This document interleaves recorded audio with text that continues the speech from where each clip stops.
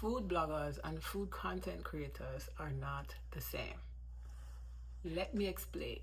I want to first say that this is not me with rage baits trying to engage in any of those online wars that we see. Like when I saw recently this big debate about home cooks versus chefs, and apparently the accusation was that home cooks are calling themselves chefs when they've not been uh, traditionally trained. Chefs being but hurt about it, and it was quite interesting to see. And the one thing that kept coming up in my mind was I have known chefs who cannot cook to save them life. Like, unfortunately, and that's not with everything. That's just with like a particular thing. And I know home cooks that can, as we say, put them foot in it, right? But my point there is room, I think, for everybody. And as I saw one creator say, having respect, if everybody has respect for each other, I think we can, operate quite together. There's space for everyone, and I totally agree that there is space for everyone, regardless of you being a home chef or a home cook. And I believe that's across many different niches and groups and all of those things. But specifically now, since I said food bloggers and food content creators aren't the same, I'm not trying to start one or pitch one against the other, because here's the thing. While food bloggers are, by definition, food content creators, a lot of food content creators aren't necessarily food bloggers. And food bloggers, for the most part, they are food first. Their business is food first, or recipe first, or whatever you want to call it. And therefore, everything they do is around food. Whereas food content creators can be a variety of folks. They can be lifestyle creators with food as a part of their ecosystem, for want of a better word. They can be fitness creators who also have food as part of their thing. You can have home cooks, again, where their thing is food done in a particular way. Wellness creators, moms, entrepreneurs, a whole bunch of folks can have food as part of their brand without it being the focus. So I want to make sure that we understand that there's that difference between the two. This is not me pitting one against the other, but it's providing context for the discussion we're about to have. And the reason I am bringing this up is because, in my opinion, and again, this is just my opinion, that everybody gets lumped into the category of being a food content creator. And while that's fair, everybody also sees food content creators being and doing the same thing, when in truth, there is so much to distinguish between the different types of food content creators, and more specifically between food bloggers and other types of food content creators. And the assumption is that if once you're talking about food or making content about food, then you are just a food content creator. But like I said, food bloggers make their money from recipes.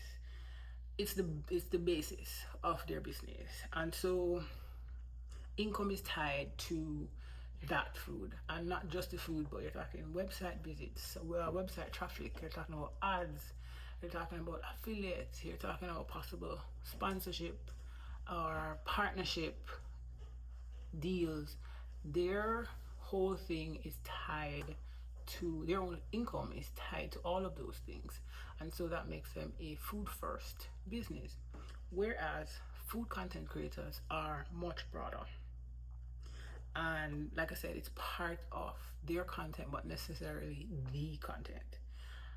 And it's important that we see these differences, because guess what? We occupy different lanes. And this is where I will bring in like the home cooks, the chefs, the lifestyle content creators. But let me go back to the home cooks and the chefs. Home cooks, I'm going to speak to three: home cooks, chefs, and lifestyle creators. Home cooks often centered around their lived experiences. So everything they do at home is typically what they do, what they are doing, what they're always doing, that they're sharing online through their recipes, through their videos. Chefs are what we consider to be, I guess, culinary authority. They are traditionally trained, they tend to be technique focused, and they may or may not have worked in a restaurant and are used to catering to people, not just from the delivering the food side, but from the business side of things as well. So that's a distinction between your home chefs, your home cooks, your chefs, and then your lifestyle creators use food as part of their brand. They use food as part of their storytelling, right? And it adds value, or it helps to, or contributes to whatever aesthetic or narrative that they have going on. So again, I want us to be clear on the distinction between the players here. You have food bloggers, your home cooks, your chefs, and your lifestyle creators. Plus, I'm sure you have a million more, but I'm just highlighting these to bring my point across as far as what the difference are between them. And it's important for us, it's important for you and me to differentiate them, because not just for the bloggers but for the audience as well, because what this does is it kind of sets the expectation as the person reading the blog, or as the person consuming the content from whichever creator that you come across. It sets the expectation. So if the bloggers, or with bloggers rather, you tend to expect recipes that have been tested multiple times, tried and true.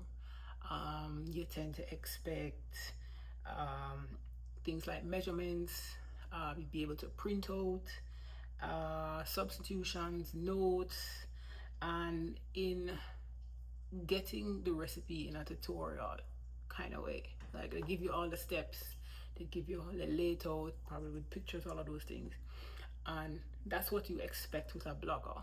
Versus with a lot of other content creators, you might just get a video and the recipe, but not necessarily the notes. In addition to that, there tends to be a quick churn / turnover when it comes to how much content, how food content creators put out their content. It tends to be a lot faster. With bloggers, it's not as fast, at least the way I see it. It's not as fast.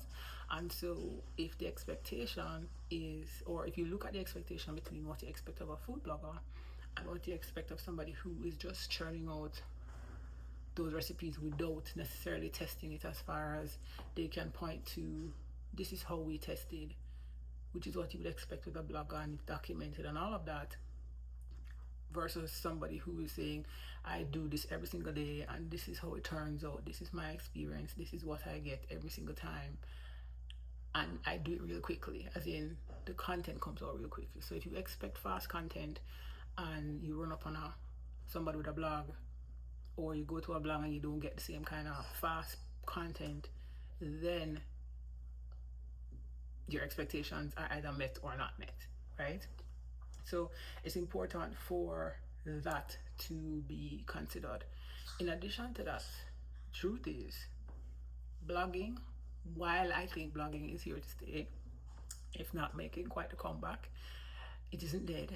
It is, however, changing, because you have creators who don't have a website. You have creators who are foregoing the whole website for things like a Substack, or they might have a newsletter, or they might just be on one of the borrowed platforms where they're just sharing their videos and they build their audiences that way, versus food bloggers who spend the time and money on websites, in addition to everything that comes with it, to build a community. And you see it in their comments. And again, it goes back to what you expect from a blogger in terms of turnaround and quickness, is different from what you expect from somebody who has a Substack. So, for example, with bloggers, going back to the complaint where people just like, when people are like, just give me the recipe, and they have to wade through the notes or they wade through whatever content before they get the recipe. With a lot of content creators, they just give the recipe. There's no story before, there's no nothing, and so the barrier for a lot of folks is much lower. So they might sign up for the Substack, or they might just go to their link where the Substack is and get that particular recipe. They get this specific recipe that they want, no fluff, no notes, no nothing. And so it's a reminder, or that is an example of how blogging is changing, or how one has to consider blogging compared to these other forms of building communities and hosting where these recipes are, or the format of hosting these recipes. So it depends on what a blogger's goal is versus what a food content creator's goal is, as far as owning the asset, which is the blog and the recipes, or owning where they're hosted. That's another consideration. Bloggers tend to own their land with their website, versus being on a social platform that is not owned, that's borrowed land. You don't own it. They can decide tomorrow, Meta can decide we're done with it all, and you have no recourse, and all that content you have on them is no longer available to you. So that's what I mean. That's what I mean by borrowed. And so it's a reminder that while blogging isn't going anywhere, things have shifted, and that is something also to be considered. And then the question remains is, why does everybody lump all food content creators as food content creators? Because it's easier, truth be told. But also with the advent of TikTok and the virality that happens on TikTok, but also the way TikTok and Instagram have kind of just flattened things, flattened niches, flattened substance, flatten a lot of things. People tend to just say, once you put up a video showing how to make something, you're a content creator, you're a food content creator. And more than that, you are an authority. And this is not me knocking folks who put up videos and are just sharing these things, but what makes somebody an authority to a certain extent that's a question that needs to be asked or considered rather. But the point here is, this is why everybody gets lumped together, and even more so why people can call themselves or think to call themselves certain things. And I go back to that home cook versus chef debate. Somebody might call themselves a chef because they make content, versus recognizing what might be involved in becoming a chef. Like I said, a chef is somebody who's has culinary mastery, and focuses on a lot of technique, but they also might have,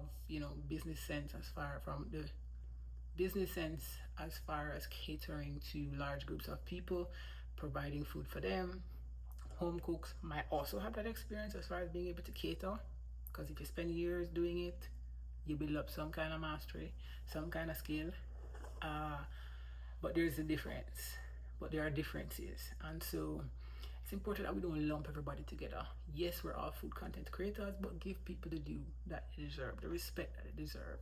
Home cooks deserve respect. Chefs deserve respect. Food bloggers deserve respect. Lifestyle creators deserve respect. All of them, all of us do deserve respect. So I believe because of that, then we should treat each other with the same level of respect we would expect. And so this is not to discourage anyone from being a content creator, or picking up a phone or picking up a camera and deciding you're going to share something food related on the internet. That's not me discouraging anybody, but it's to give perspective that if anyone can share something, then with TikTok being what it is, and video content being what it is, and these social platforms being what they are, people are no longer respecting are highly respecting the delineation or differences between the different lanes.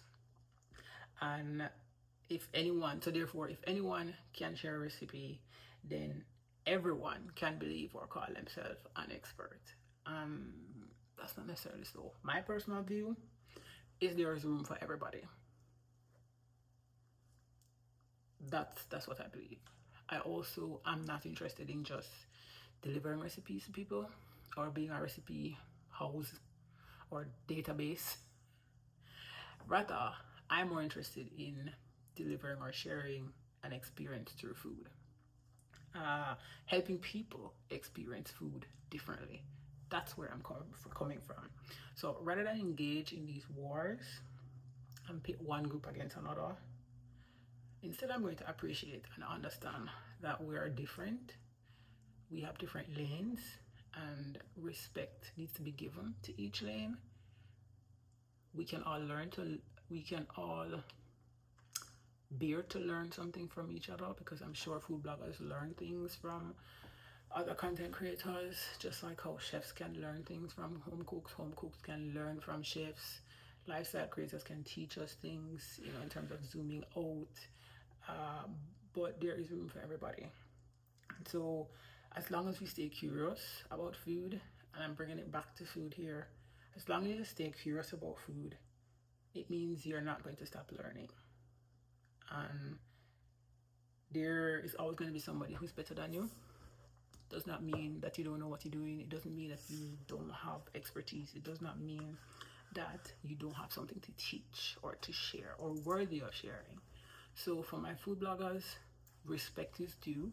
Respect I'm giving. For my food content creators, respect is also there, because, well, especially around video, you guys are doing so many things that, one, a lot of food bloggers are not yet doing or have the bandwidth to do. And so there's some catching up that needs to happen for those who choose to step into that kind of lane. So there is that. And just like how food content creators could learn from bloggers too, as far as making sure you set up your own land and the best practices for doing so. See what I mean? There is respect, mutual respect that can be given, shared. So that's what I wanted to share today. And remember that in all of this, nourishment is the name of the game, and do it one bowl at a time, one moment at a time. Okay?